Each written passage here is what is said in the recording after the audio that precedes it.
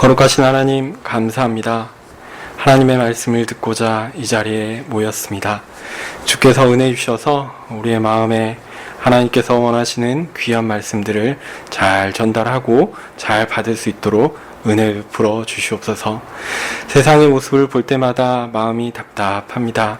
특별히 전염병의 문제가 아직 해결되지 못하고 오히려 참 상황이 악화되는 것 같이 보일 때 참 이 일이 어찌 될까, 이 일로 인해서 참 우리가 겪게 될 손해는 무엇일까, 아픔은 무엇일까, 그런 생각을 먼저 하게 됩니다.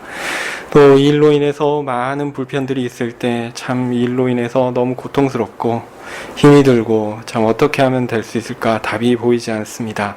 하나님, 그러나 이 모든 것들이 다 하나님의 계획 가운데 이루어지며 또한 하나님의 백성들을 향하여 하나님께서 세우신 귀하고 선하신 뜻은 반드시 이루어질 것을 우리는 확실히 믿습니다. 주님, 우리에게 주의 뜻을 볼 수 있는 믿음의 눈을 띄워 주시옵소서. 우리가 하나님을 의지하며 하나님께 나아갈 수 있는 그 믿음을 우리에게 더욱 주시옵소서. 우리가 이 어려움의 순간에, 이 혼란의 순간에도 하나님을 더욱 의지함으로 하나님께 나아가는 주의 백성들 되게 하여 주시기를 소원합니다. 주의 말씀을 통해서 우리에게 위로를 주시고 힘을 주시기를 간절히 소원합니다. 은혜 주십시오. 예수님 이름으로 기도합니다. 아멘. 네, 오늘 말씀은 고린도전서 16장입니다. 고린도전서 16장입니다.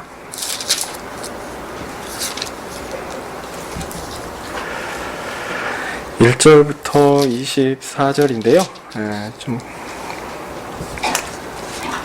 제가 읽겠습니다.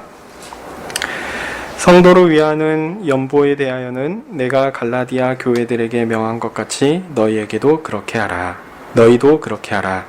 매주일 첫날에 너희 각 사람이 이를 얻은 대로 저축하여 두어서 내가 갈 때에 연보를 하지 않게 하라. 내가 이를 때에 너희의 인정한 사람에게 편지를 주어 너희의 은혜를 예루살렘으로 가지고 가게 하리니 만일 나도 가는 것이 합당하면 저희가 나와 함께 가리라.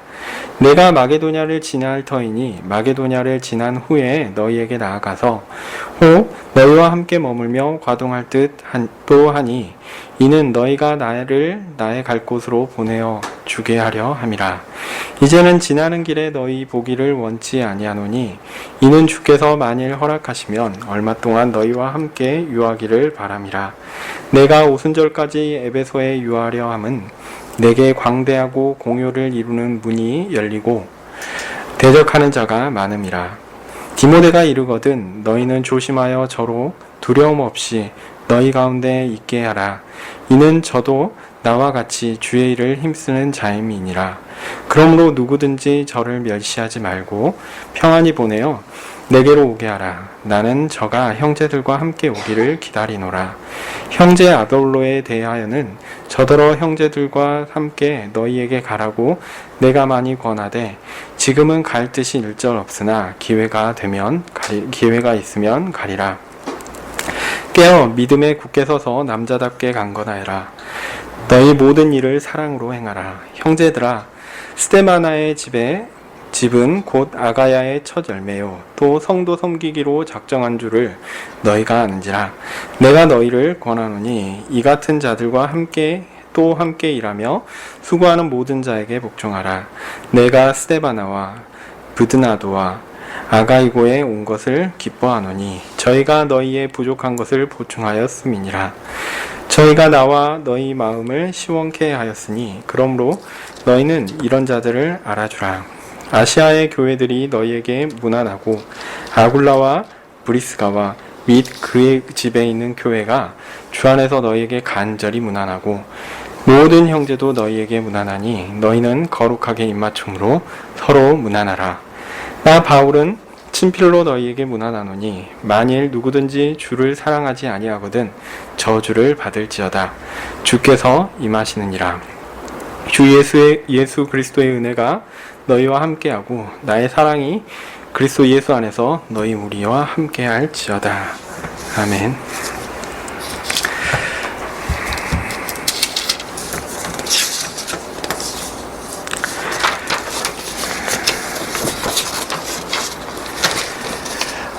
우리는 고린도전서를 통해서 바울이 고린도 교회에 주고 있는 여러 교훈들을 살펴보고 있었습니다. 오늘은 그 마지막 장입니다. 15장에서 바울은 부활에 대한 이야기로 고린도 교회에 대한 권면을 마무리하고 있습니다. 고린도 교회에 존재하던 여러 상황이나 윤리적인 문제, 교리적인 문제, 예배적인 문제, 이런 것들을 해결하는 데 있어 꼭 필요한 것은 이 땅의 교회가 연약하고 부족하다라는 사실을 인정하는 것이었습니다.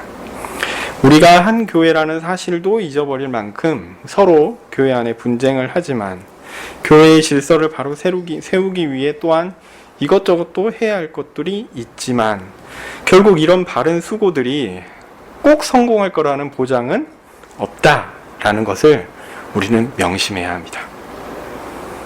그래서 좀 넉넉함이 필요하고요. 그래서 좀 기다려줘야 되고요. 그래서 좀 너그러움이 필요합니다. 그래서 사랑이 필요합니다. 그래서 기다려야 합니다. 그것이 교회에 마땅한 것이죠.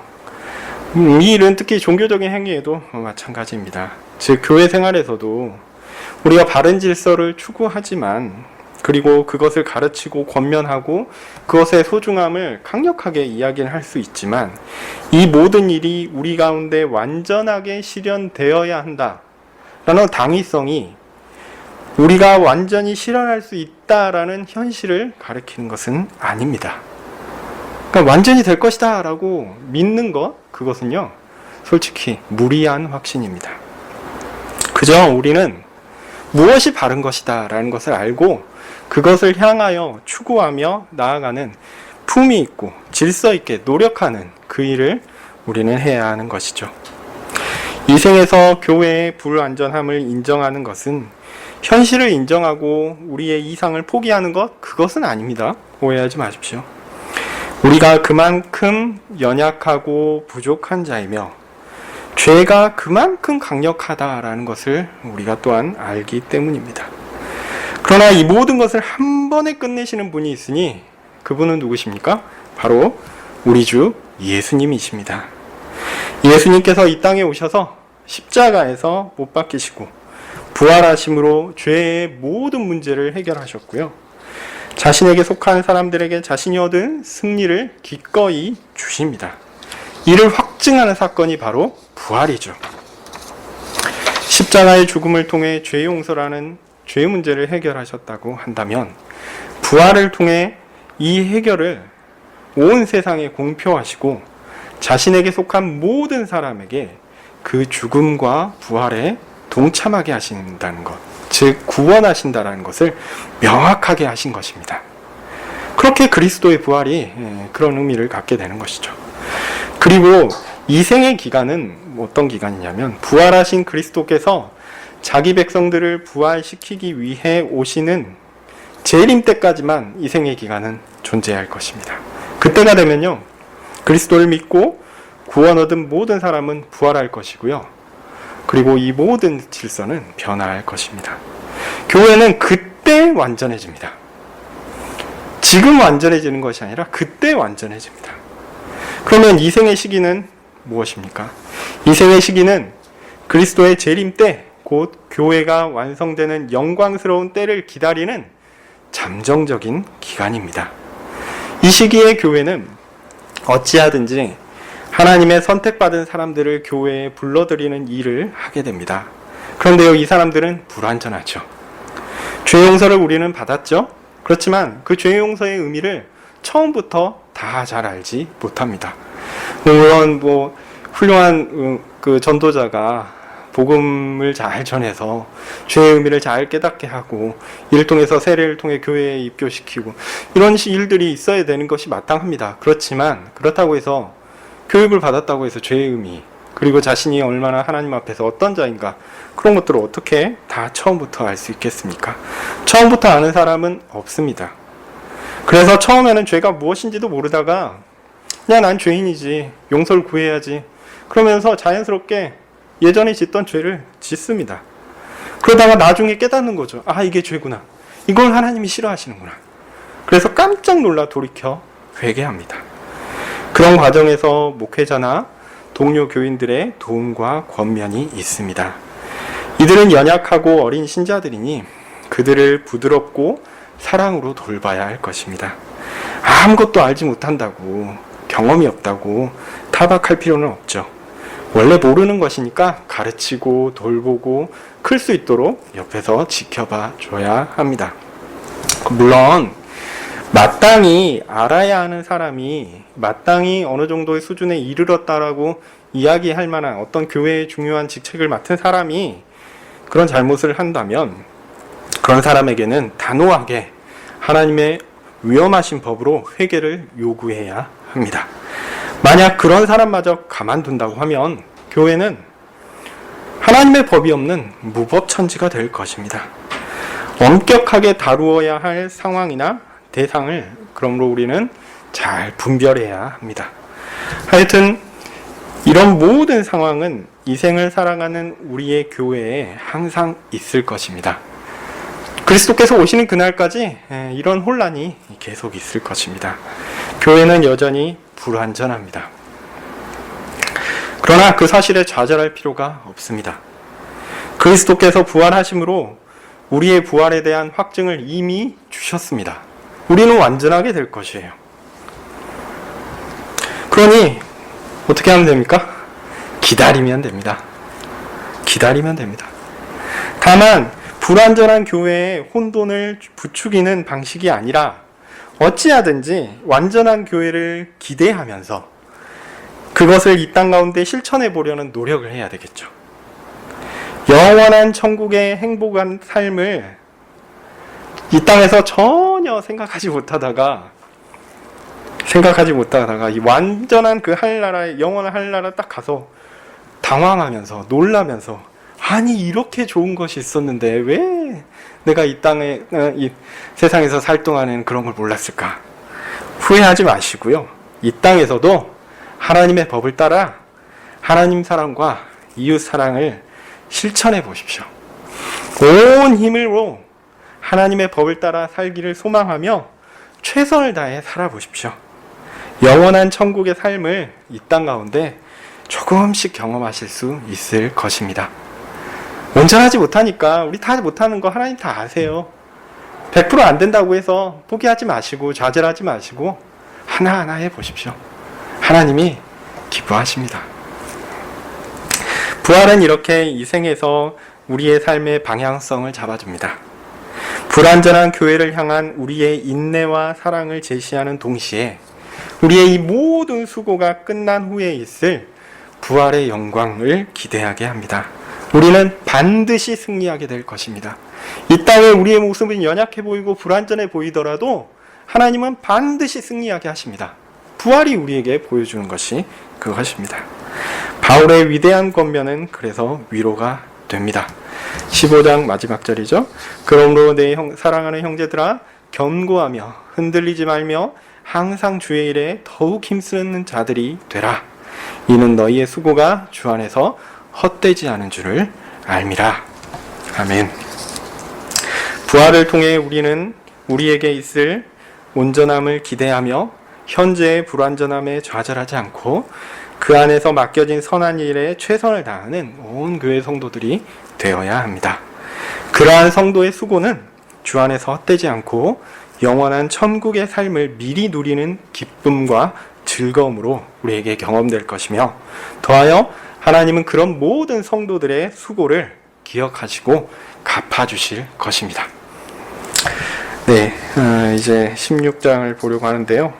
이제 바울은 고린도 교회에 대한 구체적인 권면을 이렇게 마무리하고 이제 그들과의 만남에서 준비할 실무적인 문제들을 이야기합니다. 첫 번째는 이제 돈 문제입니다. 헌금과 관련된 문제인데요. 자, 이 헌금은 고난 중에 있는 예루살렘 교회를 위한 것이었습니다. 이 헌금은 고린도 교회에만 요청한 것은 아니었어요.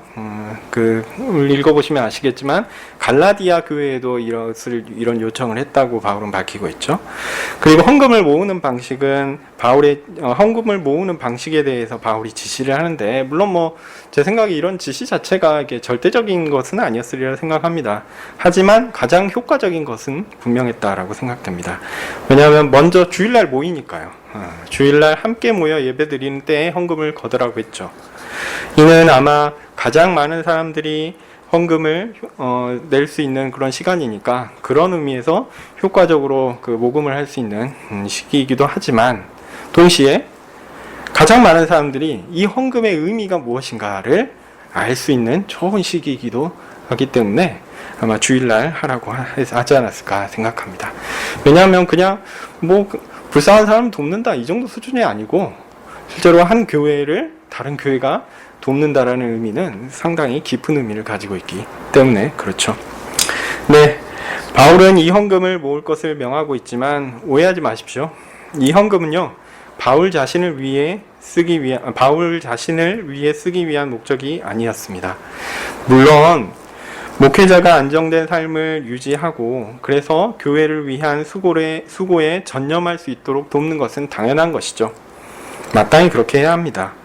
그렇지만 여기서 말하는 헌금은요, 예루살렘 교회의 곤란한 상황 때문에 발생한 일종의 긴급 구조라고 할 수 있어요. 긴급한 구조에 해당된다고 할 수 있습니다. 이런 긴급 구조이지만 계획성을 가지고 주일에 함께 모여서 힘껏 도울 것을 권하고 있습니다. 헌금을 모아 예루살렘에 전달하는 일에 이렇게 바울이 동참해서 함께 가는 것이 맞다면 그리하겠지만, 목적 헌금이니까 또 이에 적합한 사람이 가야겠죠. 바울은 이제 그것을 그 상황에 맞춰서 그렇게 할 것이다 라고 이야기합니다. 그리고 나서 이제 헌금 때문에 바울이 방문한다고 하긴 했는데, 이 바울의 방문에 대한, 바울이 이제 고린도 교회에 방문할 것인가 이 문제에 대해서 사람들이 의문을 가질 수 있을 것 같습니다. 그러나 바울은 분명히 이야기합니다. 자신이 고린도 교회를 방문할 것이다 라고 이야기하고 있습니다. 바울은 지금 에베소에 머물고 있는데요. 에베소는, 여기서 좀 지리적인 걸 좀 아시는 게 편리한데, 그 에베소는 터키, 그러니까 이렇게 튀어나온, 하여튼 터키가 이렇게 튀어나왔잖아요. 튀어나온 부분에 이게 서쪽입니다. 바닷가 쪽에 있는 도시고요. 그 터키 옆에 에게해가 있고, 에게해 옆에 이제 고린도가 있어요. 그러니까 고린도하고 그 에베소는 에게해를 이렇게 마주보고 있는 곳이라고 대강 그렇게 이해하시면 편할 것 같습니다. 예.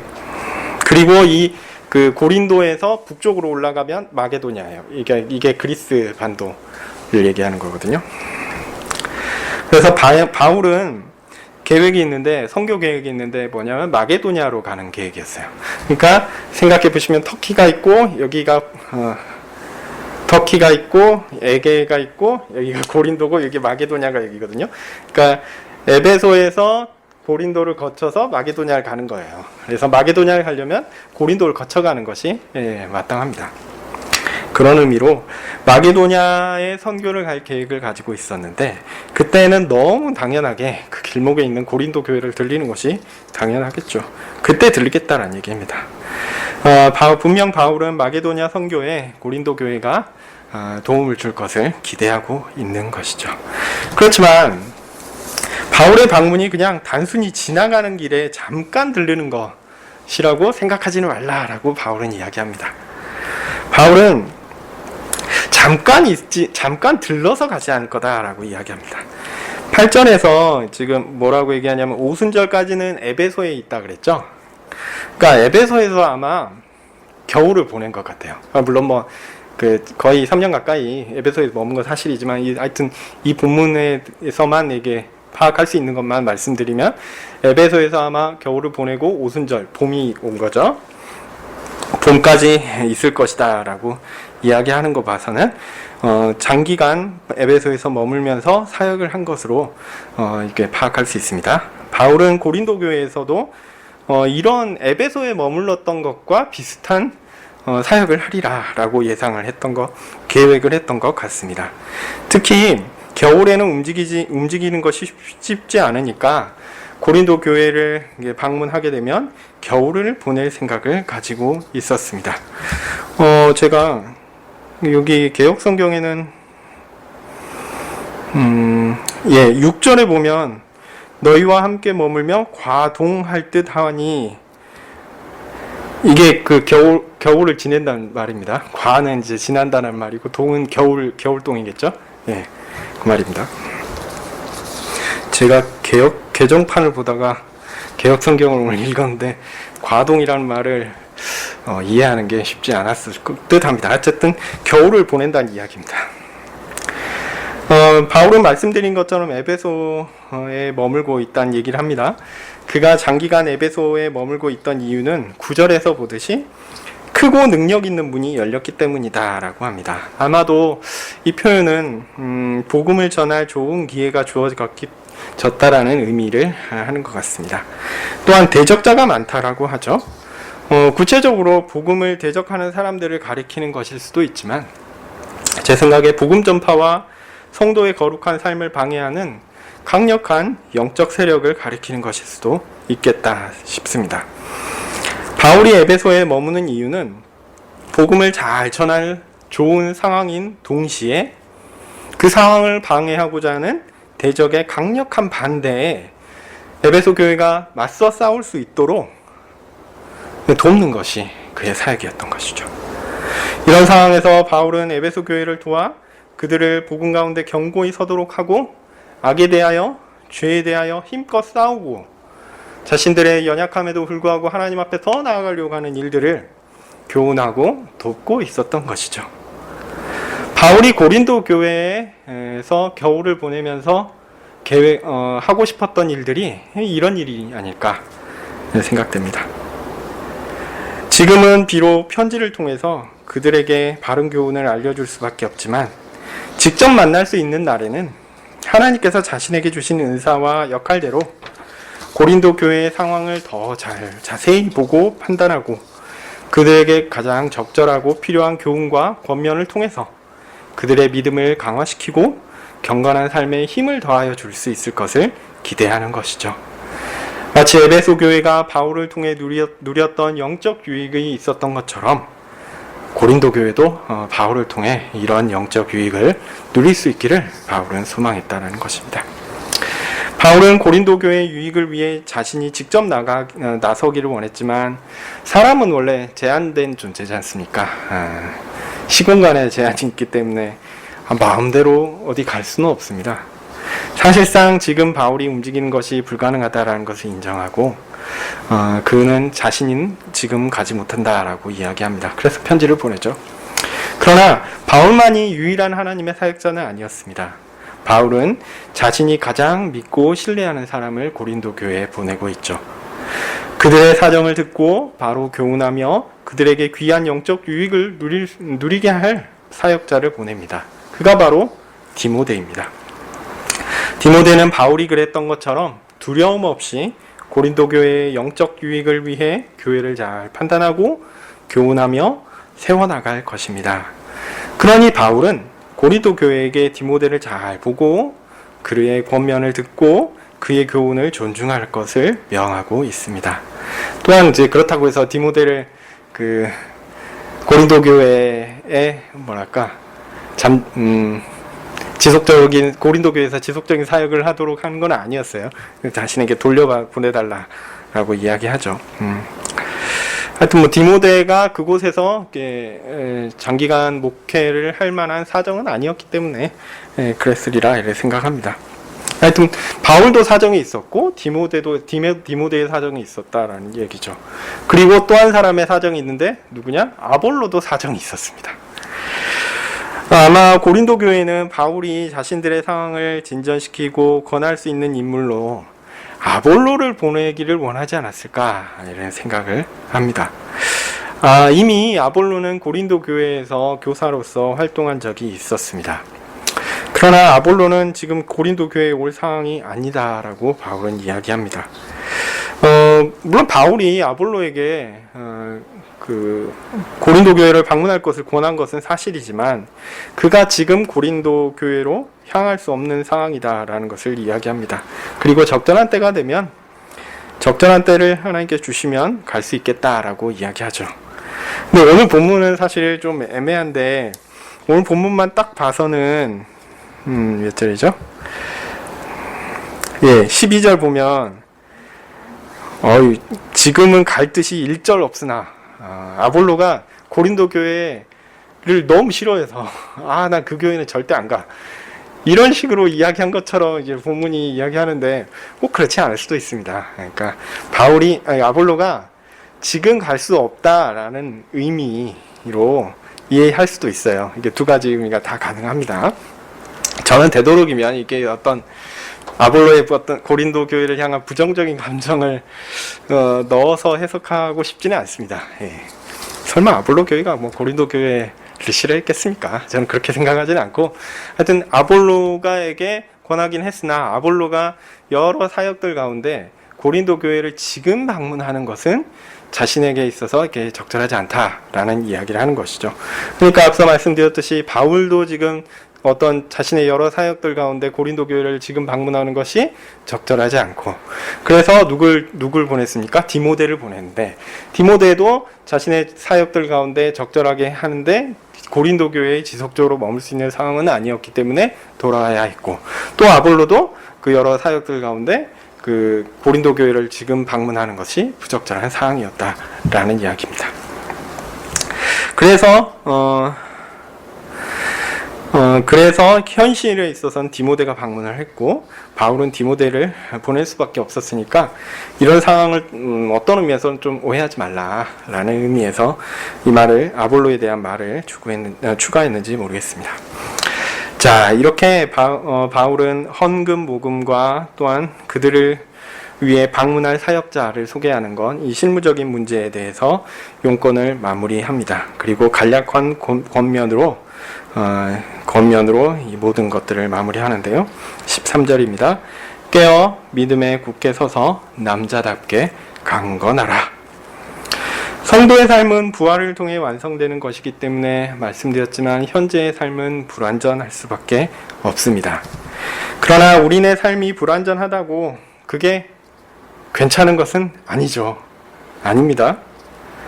경계를 풀지 말고 어찌하든 하나님의 말씀을 따라 살도록 주의를 기울여야 한다고 바울은 권하고 있습니다.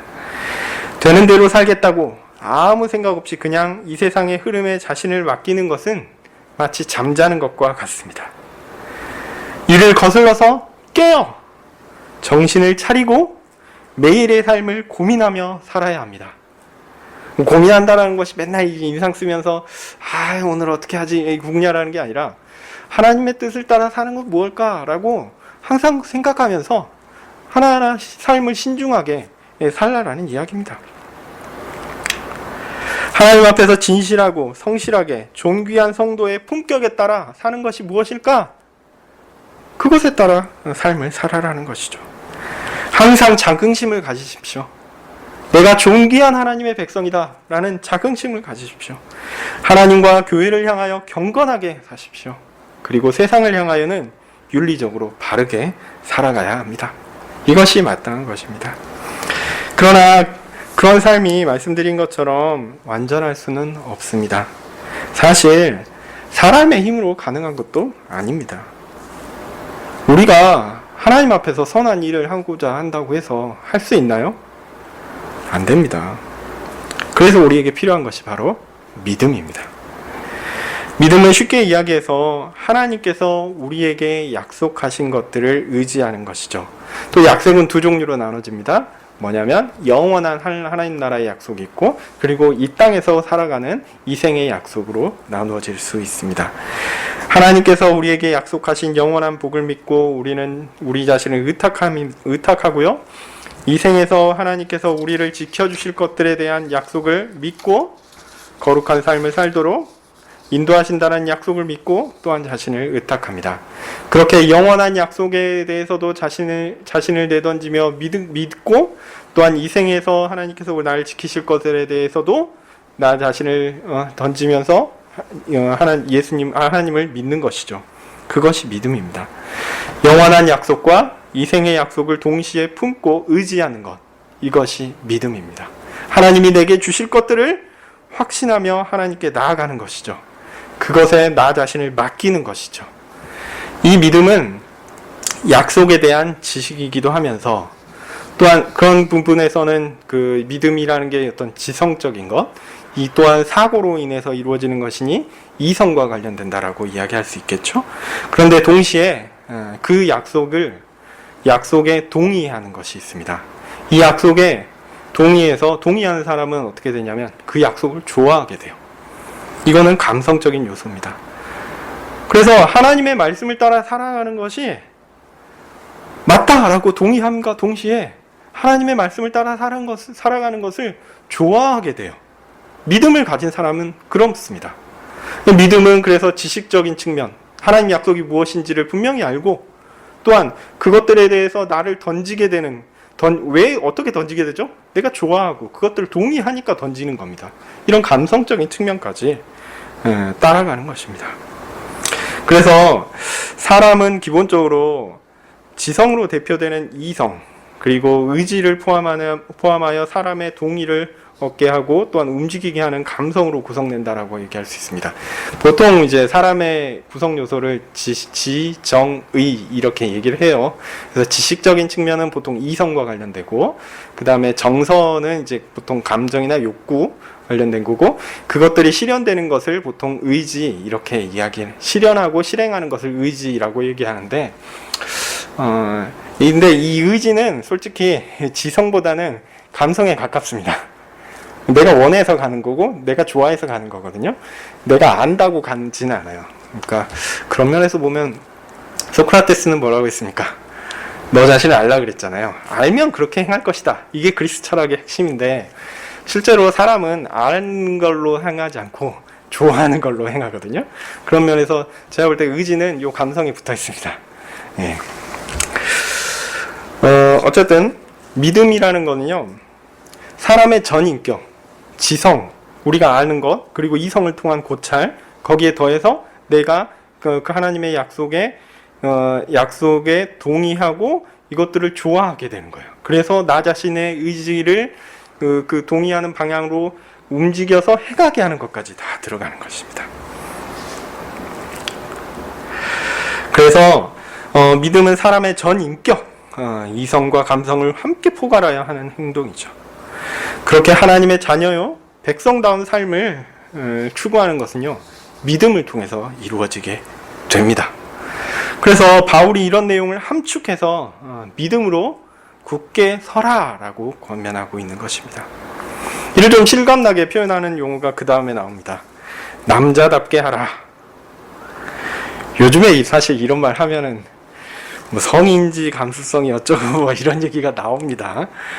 하여튼 뭐 당시에 남자답게라는 표현이 사용된 것은 사실이니까 뭐 근래에 부정적으로 어떤 남성과 여성의 그런 걸 나눠가지고 하려고 하는 그런 의도는 있다라고 볼 수는 없겠죠.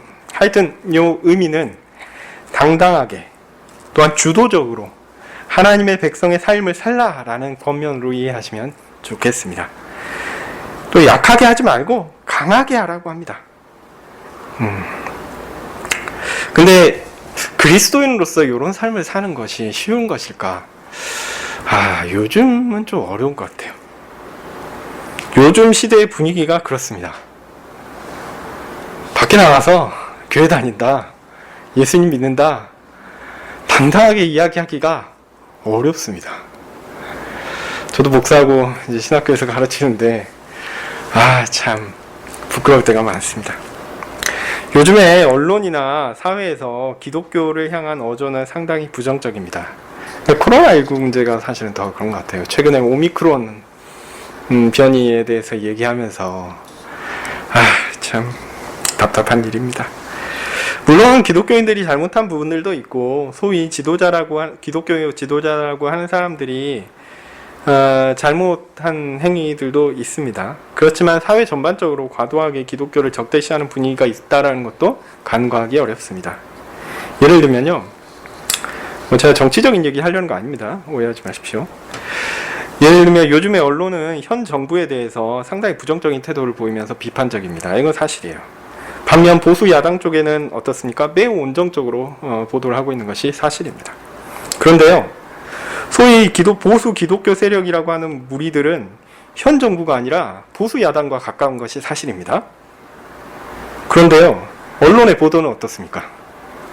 보수 야당에는 온정적이면서 기독교에는 온정적이지 않아요. 제 말의 의미를 아셨습니까? 보수 야당이 온정적이면 보수 야당과 함께 있는 소위 기독교 보수 기독교에도 온정적이어야 될 텐데, 보수 기독교에는 부정적이에요. 예, 하여튼 교회는 부정적입니다. 저는 소위 보수 기독교 세력이라는 무리들이 정말 기독교적 정신 가운데 행하는가, 여기에 대해서는 매우 큰 우려를 가지고 있습니다. 정도를 넘어서 오히려 종교를 정치에 팔아버린 것은 아닌가라고 생각할 정도입니다. 그런 생각이야 기독교 내부에서 발생하는 비판적 견해라고 할지라도 기독교 외부에서는 그런 세력이나 비판적 세력이나 다 똑같이 보는 것 같습니다. 일부 교회들이 이렇게 그런 짓을 한다라고 얘기하니까 야, 이게 무슨 일부냐, 다 그런 것 같은데, 이런 식으로 비판하기 시작합니다. 모두 사회적으로 교회가 별로 도움이 되지 않는다라고 생각하는 것 같습니다. 이런 부정적 사회 반응이 현 시대에 우리에게는 상당히 난감한 것이죠. 우려되는 현실이며 또한 당황스러운 사실입니다. 네, 그 가운데 우리가 잘못한 것들이 있죠. 예, 잘못한 것도 고쳐야 되는 건 맞는데요.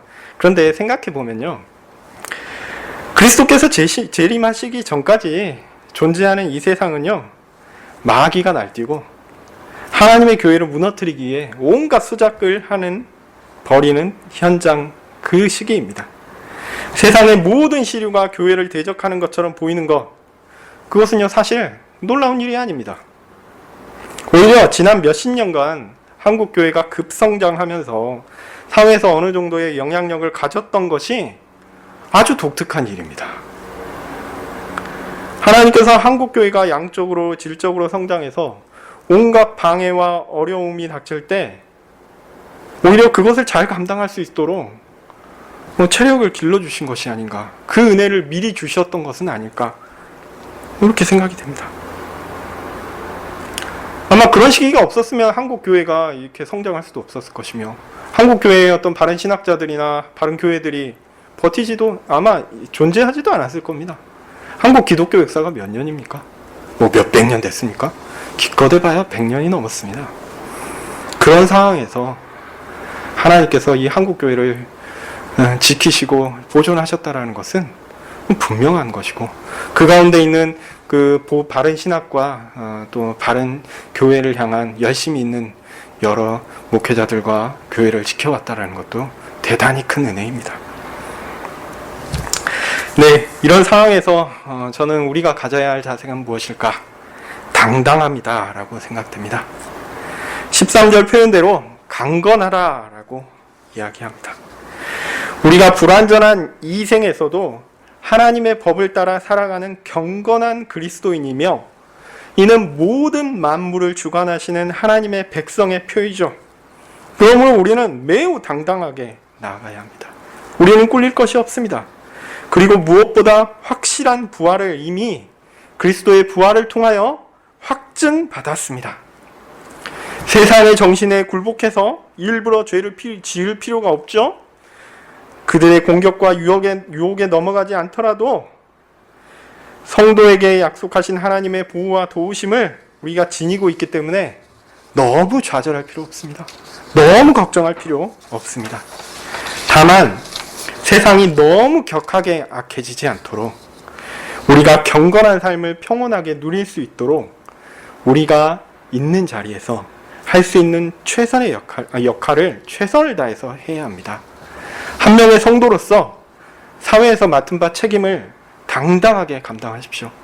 그리스도인으로서 회사에서 일하시고요. 그리스도인으로서 사회에서 일하시고요. 그리스도인으로서 하나님 앞에서, 세상 앞에서 당당하게 살아가십시오. 고린도 교회 성도들을 향한 바울의 주요한 권면이 이것이라고 보여집니다. 교회 내에 분파로 인한 분란이 일어났고 공공연한 죄를 허용하려는 시도 앞에서 깨어있고 믿음으로 굳게 서서 이를 대처할 것을 권하죠. 옳지 않은 것에 대하여 당당하게 강력하게 대응하라라는 것입니다.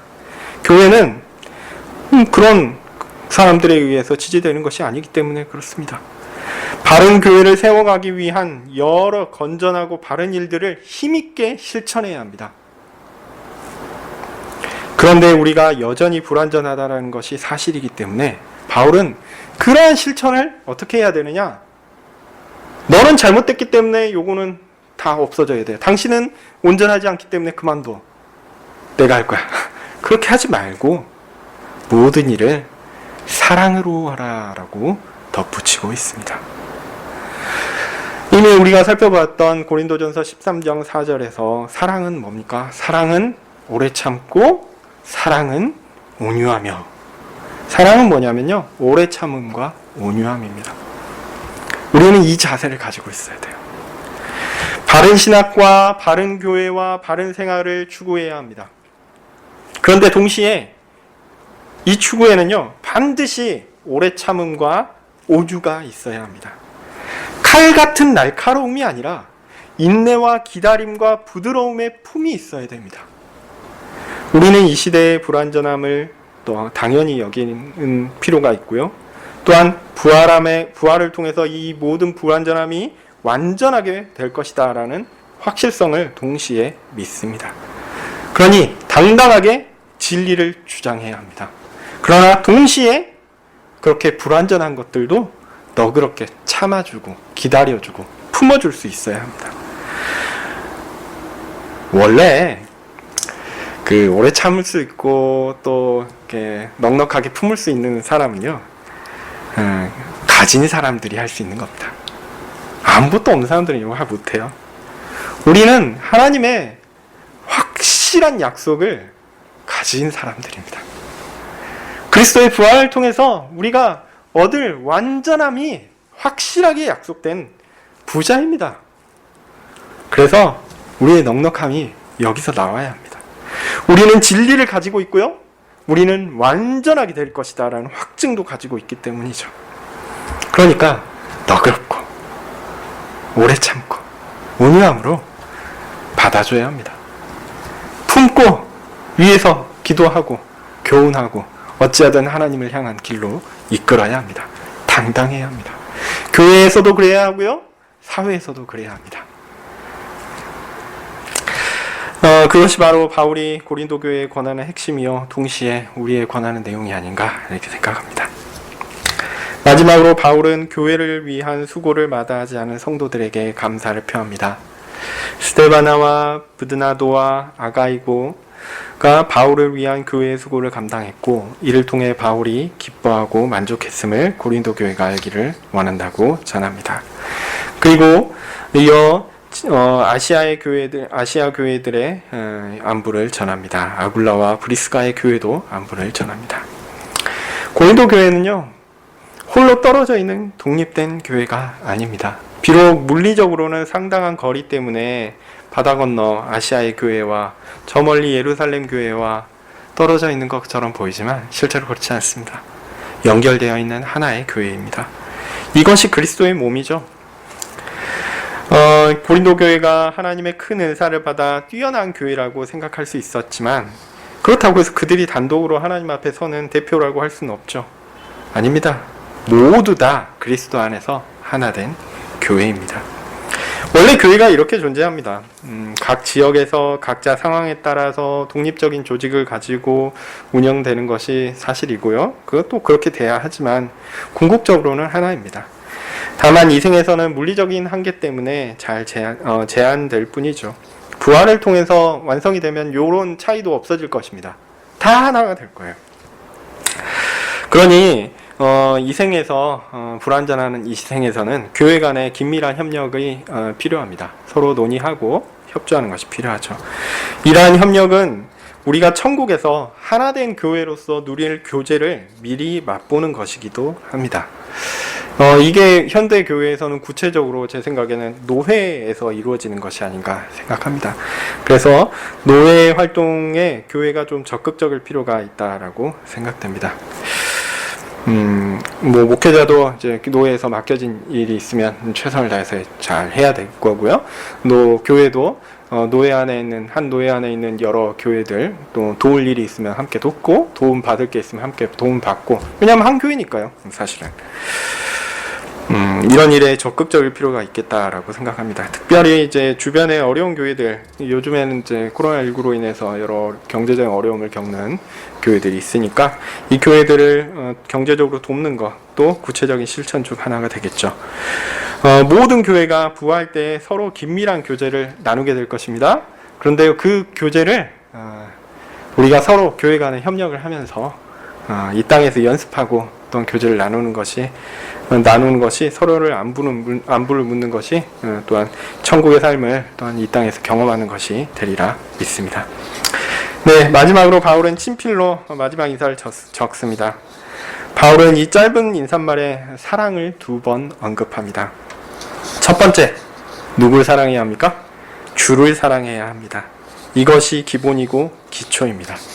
만약 주를 사랑하지 않는다면 그는 저주받은 사람입니다.